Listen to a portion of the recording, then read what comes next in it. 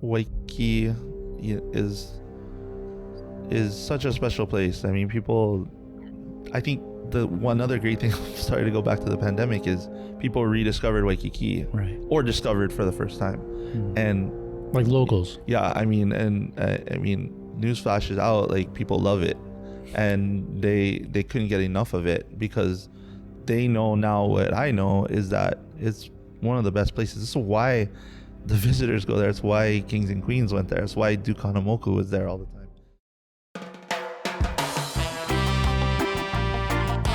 Okay, welcome back to Hawaii Real, everybody. I'm your host, Iokeehu. If you haven't yet, subscribe to this channel on YouTube or subscribe to any one of the podcast channels that we have this podcast on. Spotify, iTunes, iHeartRadio, Google Podcasts. You can go there, you can favorite those podcasts and favorite Hawaii Real. You can also view my short clip videos that I put on my new website, hawaiirealpodcast.com. Again, that's hawaiirealpodcast.com. And I also have the audio versions of the podcast directly onto the website. So you can go to that website, listen directly to all the episodes that I post. Today, I have a special guest with me. He's a former GM of Duke's in Waikiki, and he's now the vice president for TS Restaurants. Dylan Ching, former high school football standout, and went off to University of San Diego, and then went off to play some Canadian football. So yeah, I was asking him off camera, I was like, what's the difference between Canadian and American football? Dylan, thank you so much for coming on, man. Yeah, no worries. Thanks for having me. Appreciate it. It's been like a little while since I actually talked to you, since in high school. Sure, yeah. I mean, we've crossed paths a few times, but really, still doing CrossFit. Yeah, we've evolved to our garage since it's the pandemic, and I never thought we would be. I always liked going to the gym, but it's been actually pretty fun to have a little CrossFit gym in our house. Nice, that's awesome. Yeah. It's nice to have that. Yeah. So you were saying TS Restaurants. You specifically, you oversee 13 restaurants? No, I oversee 4. I have a region. It's Oahu, so anything that's in Oahu and Kauai. So there's 4 that I oversee. I did not know that you guys had 6 Dukes. Yeah, we have 13 restaurants and we have 6 Dukes. There's 3 in Hawaii and 3 in California. Super interesting. Where are the ones in California? So we have one in Huntington Beach out there at the pier, pretty famous spot. We have one on the PCH in Malibu, which they're all beautiful. And then our newest Dukes is in La Jolla, up on Prospect Street, overlooking the shores. And I know like the big thing these days is COVID, and being in the restaurant business, like what's the positive that has come out of that, and how are you guys like moving forward in the future? Yeah, there is a lot of positives. Sometimes I struggle to remind myself that I got to start with that versus all the negative. Yeah. But yeah, it's caused us, especially my business with TS and with Dukes, we're 40 plus years old or young and very successful and well-known restaurants and doing what I would say pretty healthy financially. And then for one of the strongest restaurants and companies to be in the same boat as everybody else, struggling to just stay afloat, was humbling. But what I think it did was, lots of people took it and said, okay, so what are we going to do? Instead of, sort of sit there and cry about it. And that has been fun to almost start over and reimagine what you're doing, and try to make sure that you hold on to your values and your culture. And then, but how do we, when you have these restrictions and you have, uncertainty and you're cut off from a lot of your business, how do you first stay afloat and then how do you thrive? And so, it's like starting a business from scratch, which for some of us that came into TS, as it was already, successful, you didn't really have to scrap it out from grassroots. Mm-hmm. So in my mind, this is the closest we're going to come. And in many ways, I bet more or equally challenging from when they were started the company. So it's starting all over again with new rules and new Yeah. procedures in place and stuff like that. Yeah, I totally. I mean, to take your capacity, well, first of all, to go only, the average person doesn't realize, I think, that model for anything that's not a, fast casual, quick pickup place like a McDonald's, or maybe, places that are more traditionally to go where they bank their business. If you have a brick and mortar that is, is built its business on people sitting in the restaurant, with the lack of people because of the travel quarantines and, just the to-go just isn't a sustainable model only.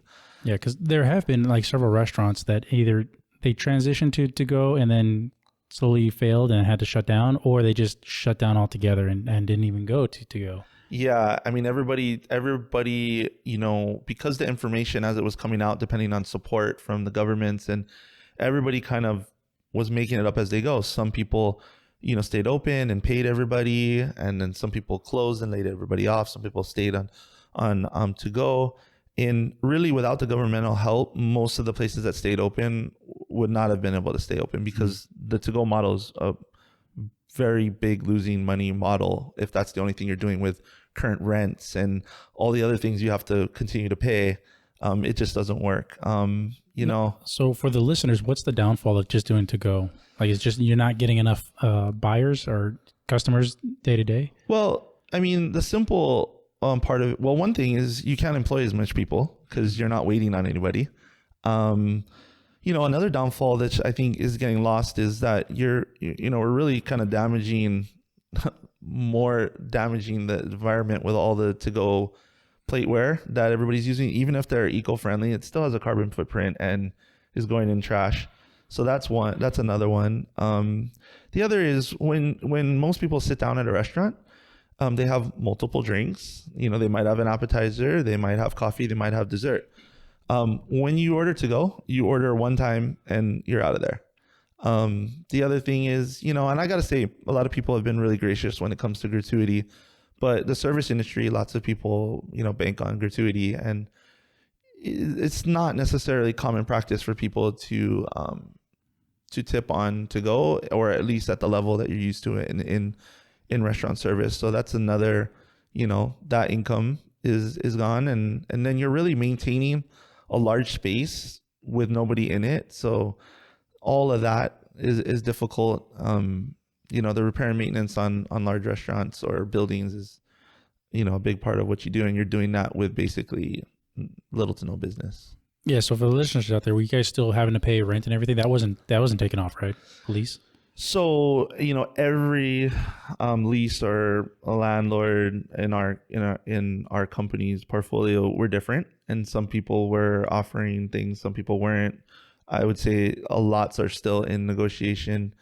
Most of the landlords at the minimum gave deferments, but when you're getting no sales, the deferment is really just, kicking the can down the road. It's not a relief, because you're gonna have to pay that down the road anyways. Totally. And you can't always necessarily blame the landlord, because they're not always the landowner. Sometimes they're just a leaseholder. So it really comes down to, almost the end person has to start the domino effect of relief, because if the person that's holding your lease isn't getting relief on their end, then it's harder for them to give you relief. So it's really complicated. And so much, and rightfully so, I think, was given to what you would call like a small business, and they had all those annual sales. You could get relief if you did this much sales. So it really it did sort of cut out a lot of the larger, what I would still consider a small business, but the larger revenue generators, the larger businesses, it costs more to run. And you kind of got caught out of some of the sort of the unforgivable relief. And then, the CARES Act, the PPP loans, those were, I feel bad for the people that didn't have, people in their maybe their home offices or counsel that were kind of guiding them through it.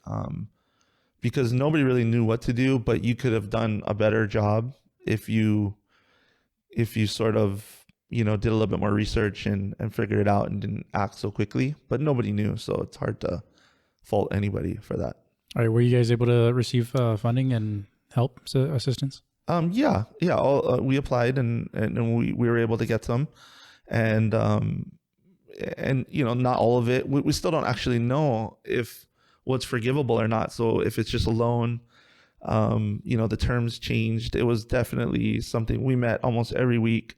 And every week our CFO would give us a new update of how the rules were changing. And so, in some cases, we were thinking of, should we even take it? Is this going to be a bigger, weight around our ankle when we're done with this? And so all of that's still somewhat in play, how it's all going to trickle out, because everybody's still kind of getting everything's floated right now. There's moratoriums over evictions, and the other shoe didn't really drop yet. So there's still a lot of uncertainty.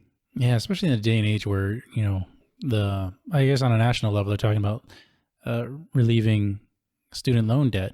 It's like, well, okay, but they actually took those loans years ago. But now you have these businesses, restaurants and stuff that are taking, in these loans and these assistance. It's like that should be forgiven, that because they didn't, as the businesses, you guys didn't choose to close down. You guys didn't choose to get this loan. You guys are doing it just to survive. Yeah. So complicated. And something that I've tried to do through this whole thing is, which is so easy, and I see it especially in social media, is how come you can do this, but I can't do this? How come, this, how come you can go to Costco, but you can't go here? How come I can go to a restaurant, but I can't go to my family's house? And, it's crazy. So much of it is noise, because really the answer in so many cases are, in my opinion, you should be able to do both. You know what I mean? Like, it's really like, in so many ways, it's no different. So having one not be able to do the other, I think a lot of people are like, you shouldn't be able to do this, but you should be able to do this. In so many cases, the information and the real understanding of how you're seeing it play out on the ground isn't like you see it everywhere else. Which, so many people are concerned about, the guest coming into businesses. Mm-hmm.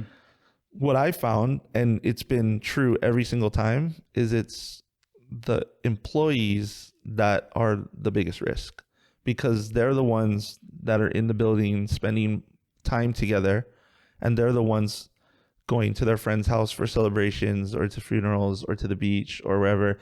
And then they come and they hang out for a period of time in a little bit less. I mean, definitely the businesses are doing a great job of trying to keep them separated, but it's hard. When you have a guest walk in with a mask and they're in front of a shield, they go to a table, somebody brings them food, they leave, things are getting wiped down. I mean, to me, the risk is very low, but everybody thinks, oh, these people are bringing it in.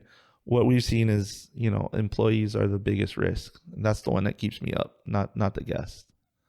That's interesting. Yeah, with the police department, it's kind of we're kind of seeing the same thing where like the transmission might be from someone in the public to an officer, but more so it's, the police officers themselves that are transmitting amongst each other. Yeah. Which, it sucks. It's the way it is, right? But how do you stop that? Right. That's why it's... Don't hang out with each other at all at work. It's like, it's hard. You can't, there's not enough money to retool your whole restaurant in a way, or whatever business, so that, you're never going to cross paths with somebody or, have to do, work at a computer, the same computer. And it's not like we're doing it for just a couple of weeks. Right. Like it's 8 months now. Yeah. It's like how you can't keep people separated for months and months and after month and after month. Yeah. It's just going to degrade and die down. You could do it for a short term. I remember when it first happened, it's like, hey, 15 days to slow spread. Yeah. It's been months now. Yeah. The other thing is, lots of people, which is always hard for me. I type so many responses and I never send them either on social media or emails or other forms or comments. When people say like, I can go to the restaurant, but I can't go to my grandma's house. And, my answer, which I'll never send because it's a losing battle, is when you come to the restaurant, we're governed by rules and laws and regulations, and we have liquor commission, health department, public opinion, police officers, COVID, task force that are keeping an eye on us. But when you close the door and you go to your grandma's house, nobody's keeping an eye on you, what you're doing, letting your guard down. And, that's hard for me because I know what we have to jump through. And that's not what I have to do when I go home. When I go home, kind of have my own, my own rules, even though, somebody says you can't do it. And that's a hard pill to swallow because I get where people are saying, but it doesn't square up for me. Right. Yeah. Diving backwards, you were the general manager of Duke's for how long? About 7 years. So you got maybe a good knowledge and backstory of like the restaurant and just who Duke was for people who don't know and don't realize like how important he was as a historical figure for Hawaii. Yeah, I mean, you can't help it. Waikiki is such a special place. I mean, I think the one other great thing, sorry to go back to the pandemic, is people rediscovered Waikiki, right? Or discovered for the first time. And like locals. Yeah. I mean, newsflash is out, like people love it and they couldn't get enough of it because they know now what I know is that it's one of the best places. This is why the visitors go there. It's why kings and queens went there. It's why Duke Kahanamoku was there all the time. It's got great weather. It's got a great playground, natural playground right there to surf and, swim and be safe, but also, be a little adventurous. And, it feels magical and it is. I mean, you look out there, and you can't not, smile. And I think so many people got to see that. That's a good offshoot of the pandemic, and Duke's has been there since, the early 90s, at the Outrigger Waikiki. And, Duke Kahanamoku, whose namesake is after, is, probably for most people, probably one of the most important figures in Hawaii as it pertains sort of to the rest of the world, I think, because he was, someone that sort of shared Hawaii with the world and made it famous, I think, for what I still think is one of our most important attributes is, the aloha spirit, and also, how much we are welcoming and how much we are a host culture, and not in a way where you feel like you're beneath somebody, but where you feel like it's an honor to serve somebody else. And he was really, the main person that put us on the map for that. And, you take away the things, like he's an amazing athlete. I think he's the only person to be inducted in the Surfing and Swimming Hall of Fame. I mean, he has... Because he was an Olympian. Yeah. He has, 4 gold medals, a silver and a bronze. And he competed in, 3 Olympics. That's pretty amazing. And, he's, so well known for that, but he's also, he was an actor. Everybody gets confused as, he had this title of sheriff, and it wasn't sheriff as, police enforcement. It was sort of a noble title that he was given so that people understood of his importance, because when people all over the world came to Hawaii, he was one of the first ones that, welcomed them off the plane or off the ship and showed them Hawaii and what was so special about it. And, he's really that figure when you think about Hawaii, a Hawaiian, a waterman, just a gentle but very impactful person. Like when you look at him, you're like, I know that guy is important, and it's not because of what he's saying, it's because of what he's doing. And I think that's a real important tie to, how the restaurants came to be, and taking a figure like that, like a real person, and then trying to live up to that, is really what we do on a daily basis. Whether people, that are, disconnected from us understand it or not, is we do have this duty to make sure that we are that ambassador of aloha for the world. And, or for Hawaii, when people come, we're not the only thing, but we are pretty well positioned for people to kind of see Hawaii in a picture or a postcard. And then when they get here, a lot of times, especially our Duke's restaurants sort of like paint that picture. So, it's a good challenge to have, to where you're running a business, you're trying to honor a person who has an amazing legacy. And then you're also trying to make sure you do right by, our island, our state, our culture. It's a real good challenge. And I feel like, by and large, we've done a great job of doing that. Him and his family aren't necessarily directly involved with the restaurants, but and Duke was passed before they came, but his wife Nadine was around and involved in the early on days. We currently have Kahanamokus that are in our building on a daily basis. His sisters, his one of his nephews is runs the beach services right next to there, Didi Rebello, and his kids and his family are all Kahanamokus, and they're around, and we try to do our best to keep them feeling like it's their place as well. There's many ways that Duke is intertwined with what we do, even though it's not really, didn't originate from him starting the restaurant. It was our company who had restaurants before, and this concept came about by our founders and with some other, pretty knowledgeable, respectful people. And Duke's was born not in Waikiki, in Kauai, in Kalapaki.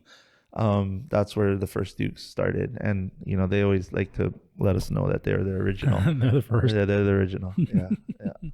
No, it's really, really interesting to have a restaurant that is, the namesake of such an important historical figure that wasn't like really in the distant past. It's fairly recent past, and that you guys do have this background that you're trying to live up to, his honor and stuff. Yeah. So what would you guys say to local residents of Hawaii coming into Waikiki, or coming and trying to find new places to eat and visit? Well, I mean, as it pertains to us, what I feel somewhat most proud about Waikiki, the Dukes in Waikiki, and in some degree all of our restaurants, because they're in visitor locations, they're in beautiful places that tend to have visitors around. And if you know anything about Hawaii, there's still that visitor or that tourist versus local sort of divide. And what I appreciate always about, especially Dukes in Waikiki, is I tell everybody, I know you're probably not going to make the trip down to Waikiki from Mililani or Hawaii Kai to come down to Dukes, but what we've always been is that place when people have out of town guests or there's something going on in Waikiki. Dukes is that place where I feel like a visitor and a local can sit next to each other or be in that place and both feel comfortable, because we're not, even though most of the people in there on any given day are visitors, our intent is not to cater to visitors. Our intent is to do what we do best, which is provide, a welcoming place and have consistent food that, has some touches of Hawaii in it, but mostly, good fresh food and comfort food, and great people working that make you feel welcome. And I do think when a local gets there and a visitor's there, they both feel like they can coexist in there. And I think there's other places in other areas that are built maybe for one or the other. A local might go to a hotel restaurant and just feel like out of place, and a visitor might end up in a local eatery, in one of the towns that just doesn't cater to them and feel like not like it belonging. And I think Duke's marries that together. But on top of that, there's so many other cool things down in Waikiki that people get to discover. There's so many people in Hawaii. What I've discovered, I knew it already, but this really showed during the pandemic, is how many people in Hawaii, and maybe it's because they work or because they've never done it, surf. nobody surfs. But now a lot of people discovered that surfing is pretty fun. And So you're seeing a lot more locals go out and yeah, learn? and a lot of locals that, didn't have surfboards or, didn't go to the beach that often. I mean, it's too bad. I mean, good on them for making the money, but it's too bad, local surfboard producer couldn't do something like the wave storms, because those boards from Costco are just all over the ocean, because, they're affordable, and they're an easy start for a lot of people. And as much as people like to, give tourists a hard time about learning how to surf, I saw so many locals fumbling around out there with their boards. So, it's nice to see them out there with their families, and so many kids taking breaks from soccer and football and baseball and finding a passion for the ocean, which is, we live in Hawaii. You should, I think you should have that passion in some degree. Yeah, definitely cool that you brought that up, because with the pandemic and shutdowns and everything, everybody having to stay home for, lengths of time. Once that lifted, everybody was like, okay, we got to go hiking. We got to go to the beach. We got to get outside because we've been cooped up at home. Yeah. It's like, oh, we've never gone to the beach normally, but now it's like all the time going to the beach. Because I know that's kind of what we've done. We've tried to get out more, and, every weekend try to at least hit like a hike or a beach or some outdoor activity. Yeah. Same thing with bikes. I mean, I've always, made sure my kids had lots of outdoor toys, bikes and skateboards and surfboards. And so it's a regular thing for me. And I needed to go fix one of our skateboards down where I get equipment. And I walked in and I was like, oh my gosh. And the guy was like, this is like crazy how many people are buying bikes and things like that. And part of me is like sitting there like really sad that it took a pandemic for people to own a bike. But then also happy, like, well, at least you're getting a bike now, and hopefully you keep it and you ride it and you don't sell it on Craigslist, in a month, when you can go back to, the other things that were taking up your time. So, I'm hopeful that some of these things will carry through for people, because I mean, I don't think there's any, argument that, riding a bike or going surfing isn't good for you holistically. So, right, because you're also like in the sunlight, getting that vitamin D, and that's exercise. that's been shown to be a positive thing to fight viruses and stuff like that. Yeah. So glad people are getting out. I know I've like taken my boogie board out more and more. I say boogie board, and like people are like, oh, it's bodyboarding. Yeah. It's like, dude, same. I grew up as a boogie board. Yeah, that's right. The pros are doing bodyboarding. Yeah. You're boogieing. Yeah, but yeah, those wave storm boards, man, they've been.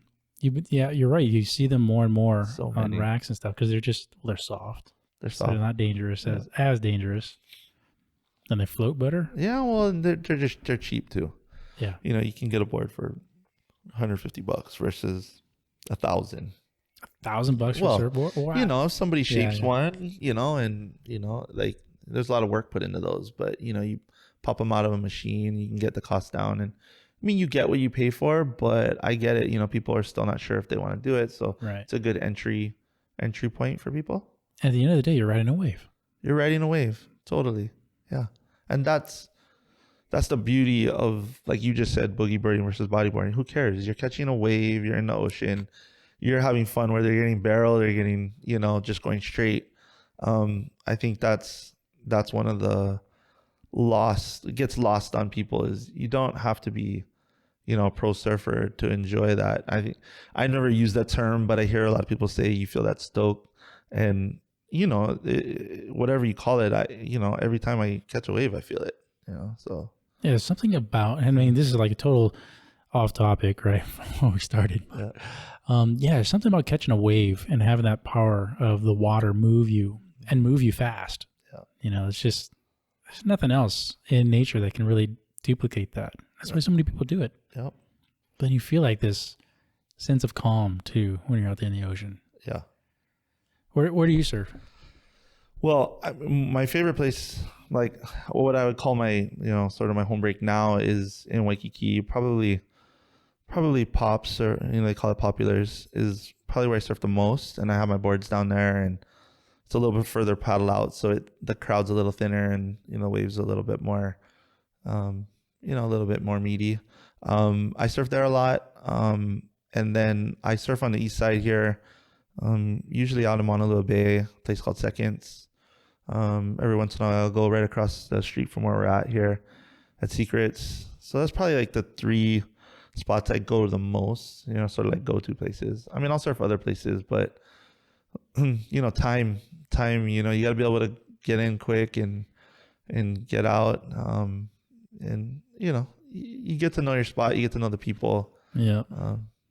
But I like to try and go other places just because you get to be a creature of habit, and sometimes you got to get out to different spots. Yeah, I was taking my boogie board out to Sandy's a couple of times. I was posting it on Instagram too, because I had a friend of mine who was actually inside in the water taking pictures of people. He loves doing that. Yeah. So that was kind of cool. But seeing all the young kids out there and seeing them catch the hard waves right into the short break, totally. And he smashed. I'm like, oh, guys, I'm too old for that. Yeah. Let me go on the side over here and catch like the tail end of it. Yeah, I don't know about getting smashed when I'm 42 years old. Yeah.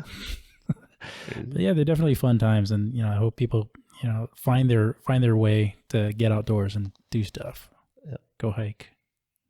Yeah. Because like taking it back to Duke, like he was a complete outdoorsman, right? Yeah, I mean, he saved people. I mean, he surfed like one of the longest waves in history from, basically out past Publix, in front of the natatorium all the way into about where Duke's is, like almost a 2-minute wave, and then he was Olympian, and, he broke the world record in the natatorium, and nobody believed that it was true because it was in the ocean. They figured he had to have been, aided by the ocean. Mm-hmm. And that's why he did it. And then he went in the pool and then did it again. So, I mean, that's awesome when somebody's like, okay, show me. And you're like, all right. And you're as good as, the people said you were. And I feel like he was. I feel like I never met him. And, but just his presence felt like he was a natural at things. And he was, not boastful about it. And I think those are powerful figures when, somebody's can walk into a room and you don't know why, but that person is important for some reason. I think he was that for many reasons, as far as I can tell. So that was a good insight on the background of Duke's and Duke Kahanamoku. How does that translate into your life? And do you have a specific philosophy on life that you impart with yourself on the day-to-day? Yeah, I mean, I do. I can characterize it in a couple of ways. Well, one, like I've just had great role models in my life that, have really given, made a lot of sacrifice for me. And I think it hasn't gotten lost on me that they have. So one of the things that's, sort of a core belief of mine is that it's my, responsibility to make them proud so that what they've done isn't wasted. And that doesn't feel like a burden. It feels like, what I'm supposed to do. And that drives me a lot. Once my grandfather, he was a war hero, and he told me one time, he just said, don't shame, your family name. And, that's a hard thing to do when you're a kid, and even when you're an adult, there's so many decisions to make, and I'm not going to say I'm perfect in that, but that really stuck with me is, make my family proud, or the people that I represent. And so I try to do that the best I can. So I feel like that's sort of, something that drives me. I try to tell, people that, I come across, especially in work, and maybe something that I feel like if somebody asks like, who are you? Like, I feel like I'm a coach. Like that was kind of what I was, I came to, and on accident, I started coaching football when I got done playing football, and I really loved it. I almost loved it as much as playing, because I got to see people succeed and help them get there. And so that's carried on through my career. I'm not going to say I'm like an expert, coach or anything like that, but the act of sort of coaching people to their goals is really, a core value of mine is, how do I get people to, have that, fulfillment, or like I said, reach that goal. So that, and in that, I always, sort of tell people, like, it's important to know who you are and what's important to you. And you can't really like guide. I don't think you can really like guide people if you don't have like a center. And what I've come down to, and there's so many ways to break it up, but I've always had this rule of like, if there's more than 3 things, like, it's too many. So if I can boil things down to like 3 things or 2 or even sometimes 1 of what defines, something, or people can remember that. So I've always felt like, one thing is to be, like, trustworthy, so, what I say, I got to do. And, that becomes easier and easier the more you do it, because it's something that becomes a part of you. So I always, be trustworthy, so be somebody that somebody can count on. And then, I always felt like I got a lot from working hard, because I don't feel like I was naturally sort of, for school. It didn't come easy. I didn't have necessarily like all this resource around me to be, a good athlete. Like, I think I had natural ability, but I really had to kind of grind to get some things that maybe some other people had, because of, circumstance. So working hard has always been another value of mine, is be trustworthy, work really hard. People always say like, work smarter, not harder. And I get that. And I think that's important, but I don't think you can really get there without first working hard, and then start figuring out how to kind of lighten the load. But that work ethic is really important. So that, and then something that, I think is from my mom, but it's something that I really enjoy, is like, you have to have fun. And so I always say, like, if you're not having fun, like, why am I doing it? And so those 3 things sort of are me. When somebody asks me like, who are you? That's kind of like who I am.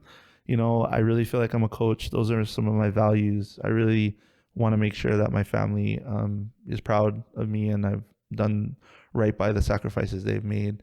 And then, sort of just like, it sounds kind of selfish, but it's not really. The intent is to leave a legacy of those things, so that people do, whether it's my kids or people I worked with, that they remember me for those things, not, sort of mistakes I've made, or, bad calls, because everybody does that. I'm not sitting here saying that I don't miss those things every once in a while, but having that legacy live more on the things that, are really important to me. So it's kind of it. Yeah. I wanted to touch back on what you were talking about, having fun. Yeah. Not too long ago, I had a person tell me that and this is probably the biggest piece of advice I had received as an adult.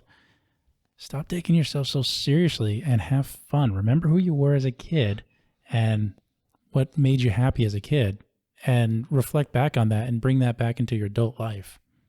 And, boogie boarding and, other kinds of fun things, and just joking around and not taking myself so seriously. And I think a lot of adults these days need to get back in touch with their inner childhood, Yeah. It's like, I saw your mask. You have a Star Wars mask. I do. It's like, I love Star Wars. Yeah. I don't care if people like say it's stupid, it's for kids. It's like, yeah, I'm a kid. Yeah. I just got bigger. Totally. I mean, I feel like the people that I'm responsible for, that I work with, and my kids, and, my friends, I feel like if I can, why are they, I want them to be like, wow, you're having fun? Like, awesome. Like, I like doing that. I want to work with you. Or my kids, you're having fun. I'm having fun. Kids just like to play, like, and so do I. So, you said it like perfectly. Like, don't take it too serious. It's a value I learned too with, through some coaches was, it's never as good or as bad as you think. Like, you always think it's the worst thing ever, but it's not. And then you got to kind of check yourself sometimes when you think everything's great. So kind of keeping a little bit more even keel.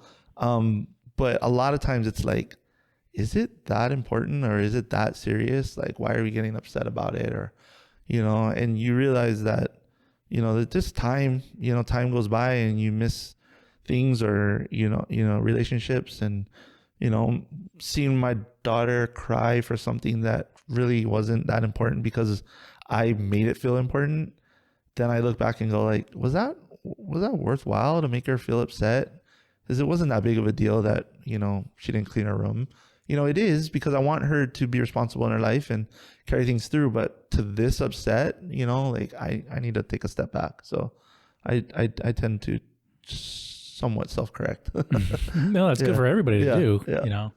If you're not self-correcting, then something's wrong, because nobody's perfect. Totally. Right? You always have to have that open. So good. Is there any historical figure that you are motivated by, or that you would like to meet if you had time travel? Oh, historical figure. This is gonna sound really weird. The question's weird anyways. Yeah, it's no, I mean, I think it's gonna sound self-centered, but I've really like not, I would say maybe purposely, like I don't really envy anybody. I don't wish I could be somebody else. I mean, I've learned a lot from people, and like I like listening to people's lives, through especially a lot of sports figures and coaches, and seeing their their struggles, or their triumphs, and what they've learned and how they've put it towards their life. But I can't say outside of the people in my inner circle of my family who really have been, my grandfather is one of them, where he had to persevere through so much. I mean, he was in World War II and he was captured, and only a few people from his, ship survived, and he swam in the ocean for a day until he was rescued. And I look at that and I see where he ended up. And so somebody like him, who I got to spend time with and see as like a real life hero, and kind of get to know him really well, that's somebody that, historically for me was like a center of, this is kind of like a standard of, what I need to be, as far as, it's not so bad, you've got it pretty good, or how to make something out of, nothing, or, how to utilize the things that you're good at to, move your way through or up in life. So that, but in general, like, as it comes, especially as an athlete, I struggle to wear somebody else's jersey. I like wearing my jersey. Like, I wasn't an NFL player, and, probably not too many people remember me at some point, but like, like I kind of want to wear my jersey or not. I appreciate what everybody's done, but I don't really wish that I, could have been, Jerry Rice. Like, I had a good run, and like I got to experience things that others didn't, and I don't have any regret. Yeah, it's cool that so like the historical figure question, you kind of answered that by saying that you already know your historical figure. Yeah. That was your grandfather. Yeah. So that great man right there. Definitely. Would you have liked to know him as a younger man? Yes, in the fact where it would be kind of cool if we were like the same age, because I'm sure the things that he saw and did, and there's part of me that really looks back to some of the different decades, and now there's so much on what you said and what you wrote and being politically correct, and there's a lot of advances we've made, especially when it comes to respecting and motivating and pushing up women, and racial inequality and things like that. So I don't want to go back to that kind of stuff, but as far as you could kind of like go out with your friends and do some crazy things, and it wasn't going to be documented, and those types of things. I'm sure that my grandfather has some great stories. I mean, he was a professional wrestler and traveled all around the world to do that. So he probably had some good nights and long mornings. That isn't really like my speed, but I would like, I would like a couple of road trips with him, maybe. That's fantastic. Yeah. Oh, man. So with the legacy of Duke and the legacy of your grandfather, what is the legacy and the mark on the world that you want to leave for the future generations? Well, I think my biggest goal is going to be, I was lucky enough that my wife and I have 2 kids, and my whole goal and legacy and mark is that, what we can do as just 2 people is we can try our best to produce 2 really good humans. And I hope that they are good for, good in society and don't put strain on society, make it better in some way, even if that's just living, a solid life that is built with more happiness and more, good for others. And, maybe hopefully they produce some other good humans. Somebody once told me, they're like, when I said, my wife didn't want to have kids, and they said, you know what, you and your wife are good people. It's your responsibility to make more good people. And I was like, yeah, and I want to make good people. You tell my wife. But I really believe in that. Like, I feel like there's a duty upon myself to make sure that my kids, be good people. They don't have to be NFL stars or president or anything like that. To be good people, and take care of our place and take care of, people around them in our community. Like, that would be like a really good end story sort of for me, and hopefully they can keep that legacy going.